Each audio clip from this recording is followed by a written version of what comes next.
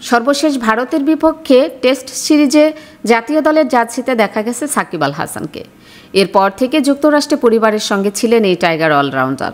তবে বর্তমানে পবিত্র উমরা হজ পালন করতে সৌদি আরবে অবস্থান করছেন জাতীয় দলের সাবেক এই অধিনায়ক। মঙ্গলবার মোহাম্মদ শামীম খান নামের এক বাংলাদেশি তার ফেসবুক অ্যাকাউন্ট থেকে একটি লাইভ করেন। সেখানে দেখা যায় জুব্বা পরে মক্কাতে সাকিব। এ সময় এই তারকা ক্রিকেটারকে ঘিরে কয়েকজন উচ্ছ্বসিত ভক্তের জটলা দেখা যায়। ভক্তের সেলফির আবদারও মিটিয়েছেন বিশ্বসেরা এই অলরাউন্ডার। ভারতের মাটিতে সিরিজ চলাকালে টেস্ট ও টি-20 ক্রিকেট থেকে অবসরের ঘোষণা দিয়েছিলেন সাকিব। ঘরের মাঠে দক্ষিণ আফ্রিকার বিপক্ষে ঢাকা টেস্ট খেলে সাদা পোশাকের ক্রিকেটকে বিদায় জানানোর ইচ্ছে প্রকাশ করেছিলেন তিনি। তবে আন্দোলনের মুখে সেই ইচ্ছে পূরণ হয়নি। সদ্য সমাপ্ত আফগানিস্তানের বিপক্ষে ওয়ানডে সিরিজের দলেও ছিলেন না সাকিব।